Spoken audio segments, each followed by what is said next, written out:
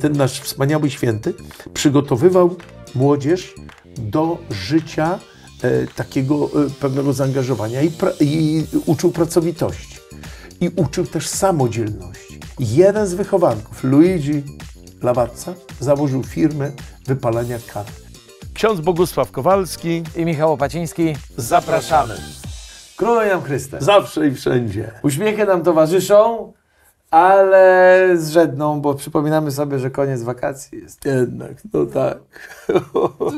No ja taki orędownik dni wolnych, zawsze wypoczynku rodzinnego i nie tylko. Ja próbowałem, panie Michale, drodzy państwo, na Prima Aprilis, 1 kwietnia ogłaszałem, ale szkoda, że to Prima Aprilis, ale ogłosiłem, że w związku z tym, że ludzie mają bardzo mało czasu, wszyscy narzekamy na brak czasu, że papież, Stolica Apostolska, porozumiała się z Międzynarodowym Urzędem Regulacji Pomiaru Czasu, żeby w związku z tym, że ludzie mają mało czasu, żeby zrobić 2 lipce, 2 sierpnie i wtedy 4 miesiące wakacji.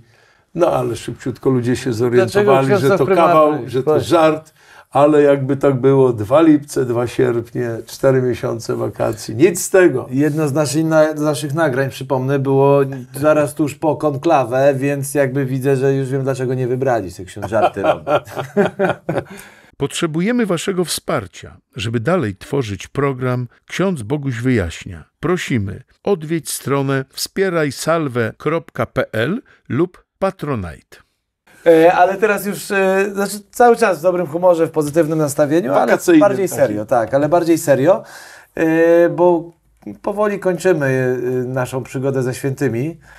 Święty Jan Bosko. O. Święty Jan Bosko, do którego mam ogromną słabość z różnych przyczyn, którego, może to zabrzmi bardzo górnolotnie, może pokochałem duże słowo, bo nie byłem tak świadomym, jak jestem teraz, bo byłem dzieckiem, ale bardzo polubiłem jako dziecko, bo święty Jan Bosko, patron dzieci i młodzieży, już pomijając to, że jako człowiek po prostu zrewolucjonizował podejście do edukacji i tak naprawdę dzięki niemu też mamy to wychowawcze podejście bez przemocy, ale tej dobrze rozumianej bez przemocy. Salezjanin, założyciel przecież zakonów i żeńskich i męskich.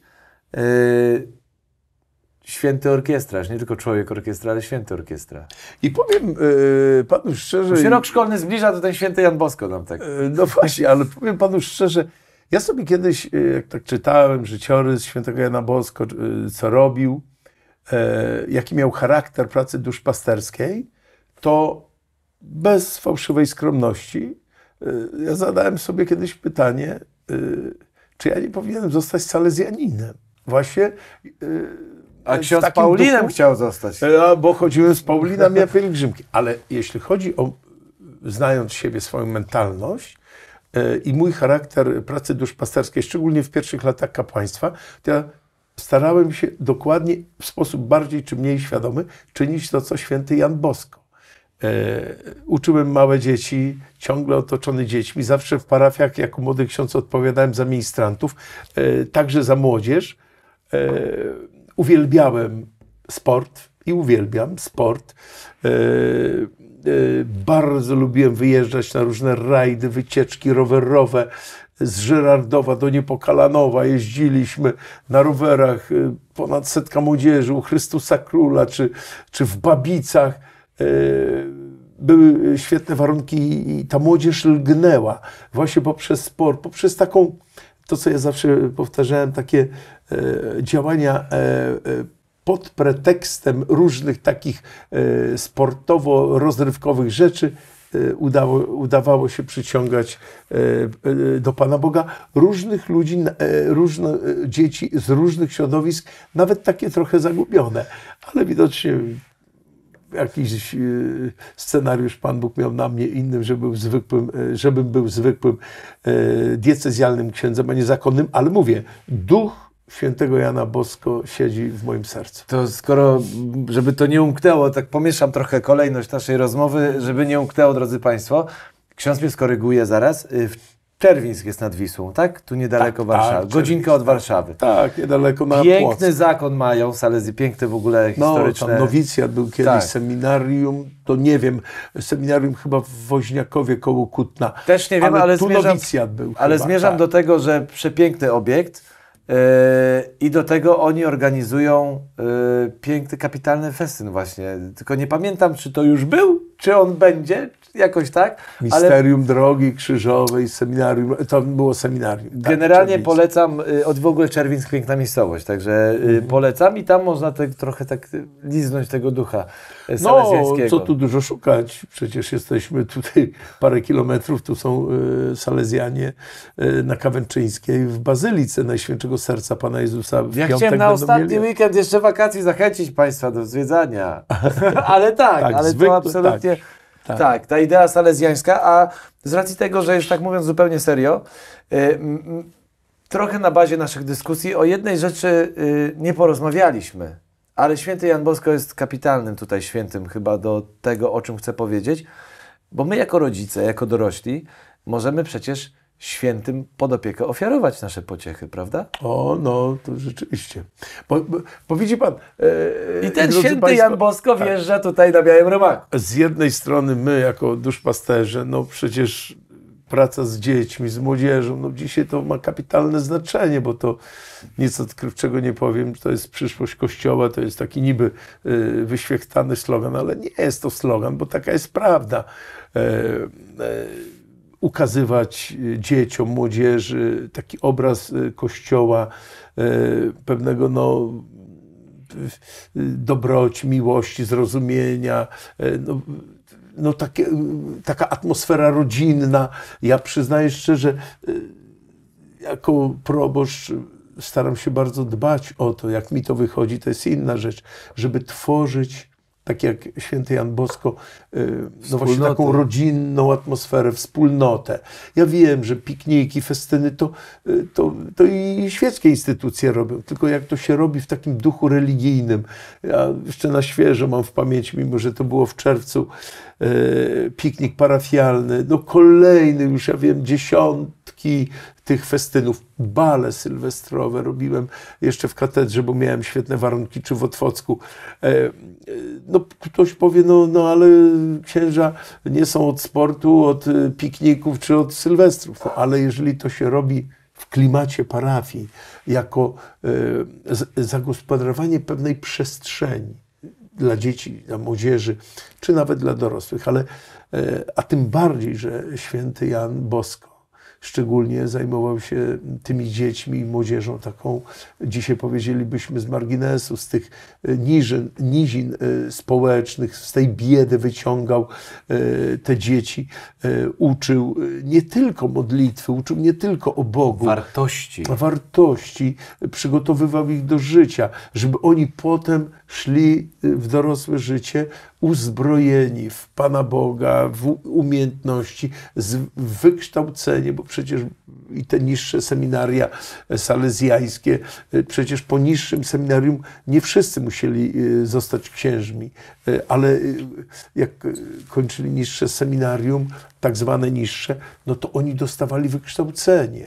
Kto odczuł powołanie, to szedł dalej w kierunku kapłaństwa czy życia zakonnego jako brat. Ale był jakiś fundament, jakaś podstawa, nie było jakiejś takiej wyrwy. No kapitalny święty, to jest tak sobie myślę, no oczywiście Pan Bóg ma swój plan, swój scenariusz, ale dzisiaj taki święty Jan Bosko, taki charyzmatyczny, przydałby się. Przydałby się zdecydowanie, natomiast ofiarowanie dzieci pod opiekę świętego Jana Bosko, no bo wiadomo, że dzieciaki, no jedne są starsze, bardziej kumate, mniejsze, no mniej łączą kropki, to jest naturalne, to jest naturalne. To jest jedna strona medalu, ale druga to my rodzice, my wychowawcy generalnie, bo ksiądz też przecież pełni rolę wychowawcy, tak? No tak, jesteśmy obydwaj wychowawcami, tylko w innym wymiarze. Oczywiście, więc jakby i to jest to, co nas łączy jakby w sensie tym rodzinnym, wychowawczym. Przecież my też możemy o to wsparcie prosić świętego Jana Bosko, zwłaszcza biorąc pod uwagę też ten fakt naukowy i jego taką małą rewolucję, którą wprowadził tą pozytywną, prawda? Czyli z jednej strony czerpiemy z charyzmatu i od świętego i prosimy go o wstawiennictwo, ale z drugiej strony mamy takie źródło informacji, czasami nawet i zmiany naszego podejścia. Żebyśmy nie wpadli tylko w takie teoretyzowanie, no bo to są wzniosłe słowa, wszystko zgoda, ale konkret. Salezjanie, pochodzący od świętego Jana Bosko, bo on przyjął tam regułę świętego Franciszka Salezego, no i to może być mylące, że Salezjanie od Salezego, ale jednak... Ale od Jana Bosko. Od Jana Bosko. Ten konkret choćby polegał na organizowaniu w różnym wymiarze sportu dla dzieci i młodzieży. No sport, przynajmniej w tamtych czasach, ale jeszcze do niedawna, choć i dzisiaj, sport dla dzieci i dla młodzieży jest jakimś takim magnesem. Organizowanie turniejów. Symbolicznym obrazem przy Bazylice na Kawęczyńskiej jest to, że na małym skrawku placu, przy samym kościele, Bazylice przepięknej, jest ogrodzone wysokim tym takim siatkowym parkanem boisko, które pełni rolę i do kosza, i do ręcznej, i do nogi. Nieduże, bo to jest pewnego rodzaju symbol. Oto choćby przez to boisko, żeby te dzieciaki były blisko Pana Jezusa, bo my to sobie tak...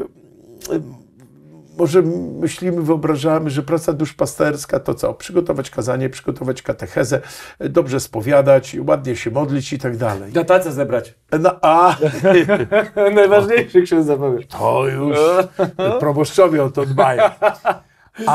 Ale mówiąc tak poważnie, żeby szczególnie młodzież, dzieci, żeby odczuły, że ich tęsknoty, ten świat, którym oni żyją, pasjonują się, że to może być wszystko po Bożemu wkomponowane w życie chrześcijańskie. Fajna, godziwa zabawa, wspomniane te festyny, pikniki, że to wszystko jest w zamyśle Bożym.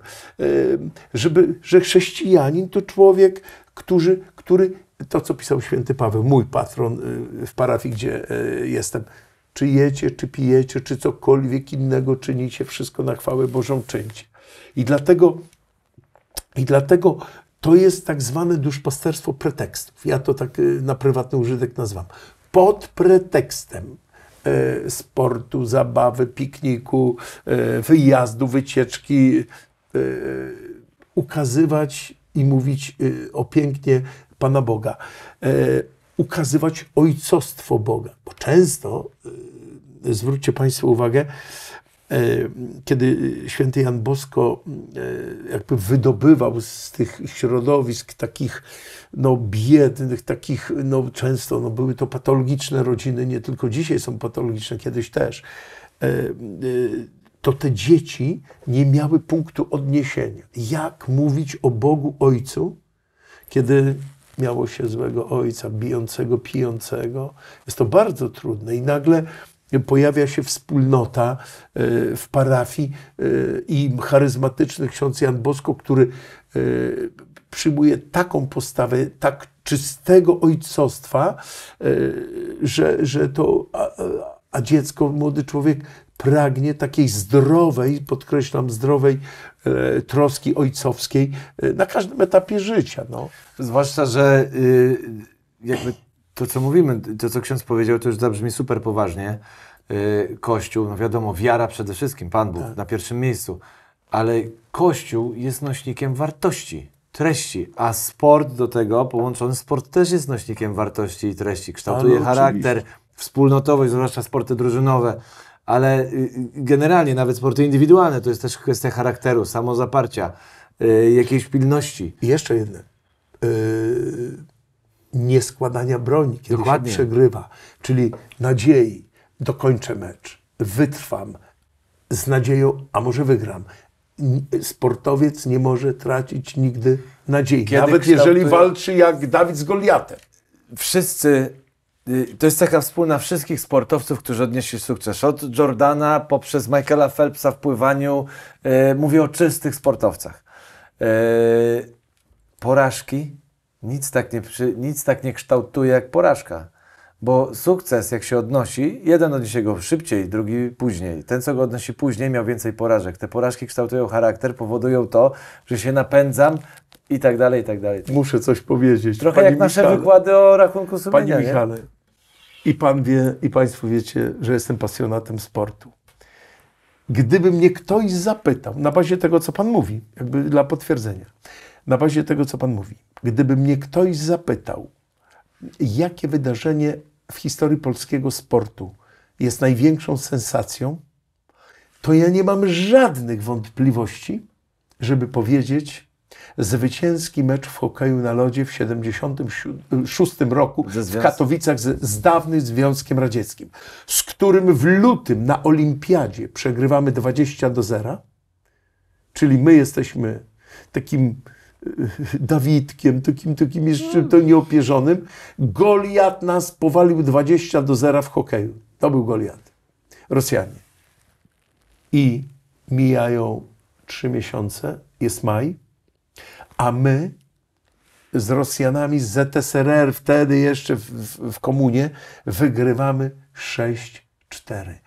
Proszę państwa, ja nie znam nawet nie zwycięstwo siatkarzy czy piłkarzy na olimpiadach czy na mistrzostwach świata, bo to jednak można było przewidzieć. Ale wygrać z ZSRR w hokeju 6-4, tak, bo to taki wynik był, jak powiem, to było niewyobrażalne. To ja nawet, a jeszcze co ciekawe, dodam, ja tego meczu nie oglądałem na żywo, bo ja po prostu tak przeżywałem, że Ruscy walną nas znowu ze 20-0 i ja tego nie obejrzałem. Jak ja przeczytałem w przeglądzie sportowym, to potem szukałem jakichś powtórek z tego meczu. Ale do czego zmierzam? Gdyby nasi hokeiści wyszli, no i tak wiadomo, przegramy.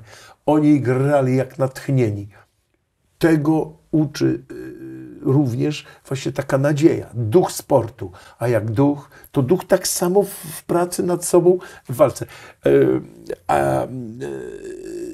I to próbował zaszczepić, żeby ci młodzi ludzie uwierzyli w siebie, że oni mogą coś w życiu osiągnąć. No i jak ja się dowiedziałem, ja długo o tym nie wiedziałem, całkiem niedawno. Proszę państwa, chyba znamy wszyscy Kawę Lawatca. No właśnie to chciałem powiedzieć. Nie pamiętam tylko, jak on miał na imię. Luigi.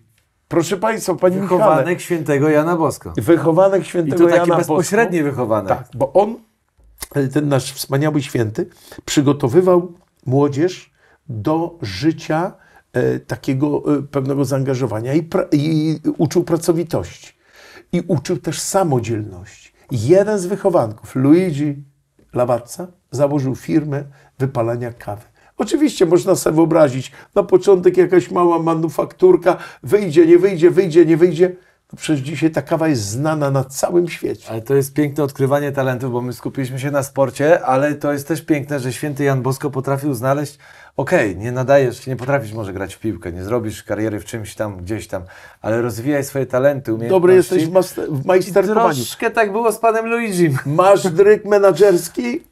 Tak, no pan Luigi nie nadawał się za bardzo, tam nie wiedział, święty Jan Bosko, podejrzewamy, to dzisiaj możemy sobie dopisywać historię. Trochę czasy się zmieniły, tak. No bo teraz są te wyspecjalizowane szkoły takie świeckie i tak dalej. Jakby tutaj rola Kościoła jest zdecydowanie mniejsza, chociaż prowadzone domy, jakieś opieki i tak dalej. I nie tylko patronem jest święty Jan Bosko i inni święci, ale i siostry zakonne i księża prowadzą różne takie specjalistyczne domy i też ukierunkowują.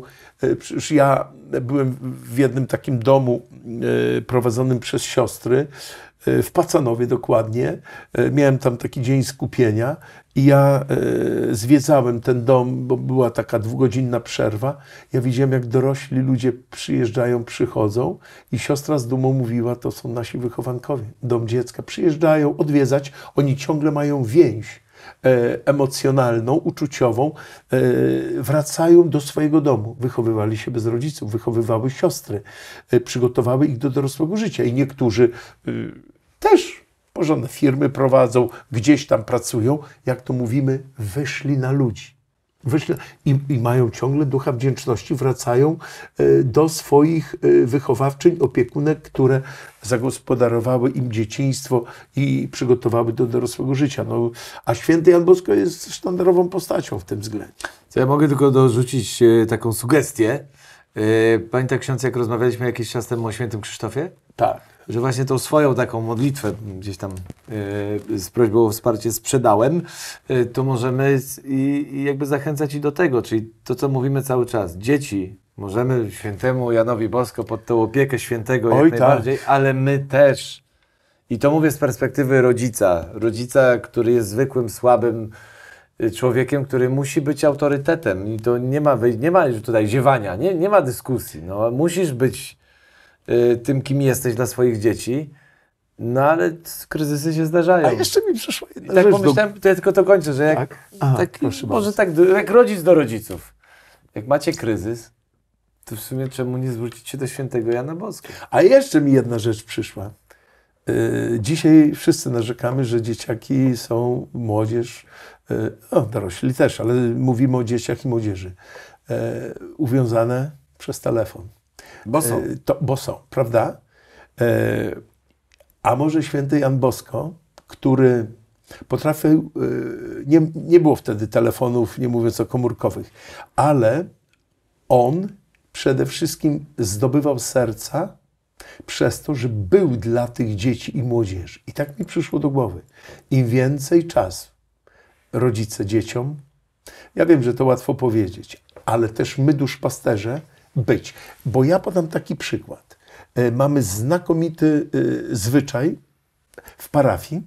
Raz na miesiąc mniej więcej rodzice organizują tak zwane warsztaty dla dzieci po mszy świętej. Przygotowują kilkadziesiąt stanowisk, materiały i dzieci robią w formie warsztatów różne rzeczy manualnie. A to stroiki na wszystkich świętych, takie wieńce nagrobne, a to palmy, a to laurki na Dzień Matki, a to malowanie figurek na Boże Narodzenie. I proszę mi wierzyć, drodzy Państwo, te dzieci, jak siadają przy stole, a jest ich kilkadziesiąt, rodzice z tyłu czuwają, pomagają, te dzieci są tak pochłonięte tym robieniem tych rzeczy, że one nie myślą w ogóle o telefonie. A może właśnie coś takiego, jak święty Jan Bosko uczył pracy, uczył wypoczynku, był z nimi, może, mówię, nie było telefonów, ale te dzieci, które teraz doświadczam, jak obserwuję u siebie w parafii, one zapominają o telefonie. One mają taką radochę, że wykonują coś manualnie, że wymyślają, że muszą coś malować. To w dziecku siedzi, to w każdym człowieku siedzi. To może ksiądz z całą parafią powinien do salezjanów dołączyć. Ale, no bo to taki salezjański pomysł tak naprawdę. No tak, ale upraszczając. Warto przeszczepiać z różnych charyzmatów zakonnych, przeszczepiać do parafii jak najbardziej. To jest typowo salezjańska rzecz, dlatego to, co powiedziałem na początku. Zawsze mnie porywało, żeby z ministrantami na rowery, w piłkę. Było ich zawsze dużo, bo chłopaki garną się do tego. No ja za ministrantów akurat byłem odpowiedzialny, bo już siostry zakonne za bielanki, ale nigdy nie narzekałem na brak ministrantów. Czasem to aż było ich za dużo. W Ostrówku, na Targówku to już ludzie mówią, proszę księdza, już ksiądz wyhamuje z tymi dzieciakami, bo oni się już tam nie mieszczą. Oni już się tam kąsają, popychają. Ale mnie to cieszyło. Spsocili nieraz, jak mi nalali mi kiedyś oliwy takiej do świec, wlali mi do ampułki zamiast wody, puryfikację robiłem, no i muszę to wypić. Czuję, że ta woda jest dziwna, a oni się chichrali, no potem się przyznali. Ale to i tak pół biedy, bo jednemu księdzu ministranci nasypali kapiszonów do kadzidła i ksiądz robił zasypanie, jak zaczęło strzelać. Jak się nie wiedział, co się dzieje? On w parafii Najświętszego Zbawiciela. W parafii Najświętszego Zbawiciela. Wyobrażacie sobie Państwo? Ksiądz robi zasypanie, okadzenie Najświętszego Sakramentu, sypie, a tu jak zaczęło strzelać? Na szczęście kapiszony nie były takie groźne, bo korki były gorsze. Ale te kapiszony tyle, że strzelały. No ja nie wiem, jak ja bym się zachował. Tak, no, a jak się zachował? Wytrzymał? No wytrzymał. Potem była rozmowa w zakrystii. Tak, przyznał się winowajca. Chłopaki to są chłopaki, no muszą coś zbroić, tak. I tego się trzymajmy, drodzy Państwo, to na pewno... Nie zachęcam, ale Znaczy inaczej, te numery już były, więc drodzy ministranci, to już niepowtarzalne są. trzeba też Musicie kombinować sami. podejść ze zrozumieniem, tak. Tak jest, zdecydowanie podchodzimy my ze zrozumieniem, to raz, do takich numerów, 2 do dzieci, 3. Poprośmy czasami świętego Jana Boska o wsparcie i będzie okej. Koniecznie. Szczęść Boże. Do zobaczenia.